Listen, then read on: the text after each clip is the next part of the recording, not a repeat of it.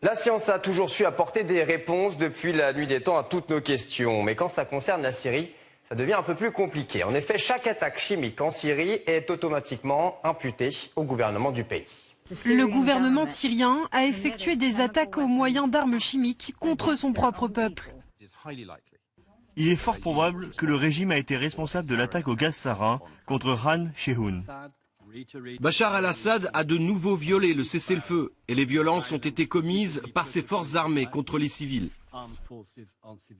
Je vous le disais, la science apporte la réponse ultime à toutes nos questions. Elle a résolu au cours de l'histoire certaines de nos plus grandes controverses. Mais cette question-là laisse la science sans voix.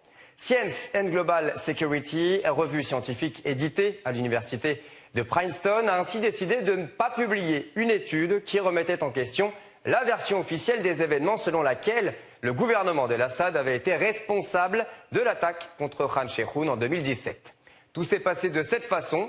Un ancien employé du Pentagone, Ted Postol, professeur à l'Institut de technologie du Massachusetts, ainsi que des scientifiques respectés, conduisent cette étude.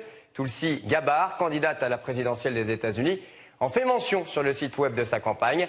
Le 13 septembre, Bellingcat, site web anti-Assad célèbre, fait exploser l'étude. Science and Global Security déclare qu'elle la publiera de toute façon et qu'elle la jugera sur la base de ses mérites. Mais finalement, la revue annonce qu'elle annule la publication.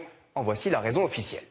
Ces doutes contenaient des préoccupations concernant la valeur technique de l'analyse présentée dans cet article, ainsi que l'intérêt de le publier, étant donné la question sensible et disputée de l'emploi d'armes chimiques en Syrie. Le comité de rédaction prend cette affaire très au sérieux. L'examen a identifié un certain nombre de problèmes au cours du processus de relecture par le comité. C'est assez étrange qu'il n'y ait pas eu de questions sur sa véracité quand l'étude a été soumise ou quand elle a reçu le feu vert pour sa publication. Les questions ne sont apparues que lorsque Bellingcat et ses partisans ont attaqué l'étude et les personnes qui l'avaient réalisée. Contactée par nos soins, la revue s'est refusée à tout commentaire. Peut-être que tout est dans la déclaration finalement, une question sensible et disputée. Mais revenons en 2017. Dans les 2 jours qui ont suivi l'attaque chimique présumée, les États-Unis ont déclaré qu'ils étaient au courant de tout ce qu'il y avait à savoir. Mardi, le dictateur syrien Bachar el-Assad a lancé une horrible attaque avec des armes chimiques contre des civils innocents. Même des bébés adorables ont été cruellement assassinés dans cette attaque, véritablement barbare. Trump a ordonné le tir des missiles de croisière en Syrie. Désormais, tout doute sur la culpabilité automatique d'Assad et ferait de ce tir un crime de guerre international. C'est peut-être pour cette raison que les scientifiques qui sont derrière cette étude font l'objet d'une pression aussi intense qui va jusqu'au harcèlement. Ce n'est pas étonnant que l'une des voix accusatrices les plus fortes soit Elliot Higgins, le fondateur de Bellingcat et l'opposant de tout ce que fait Assad.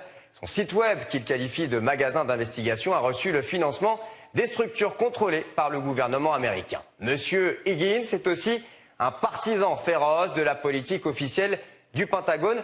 Voici son débat avec le docteur Postol.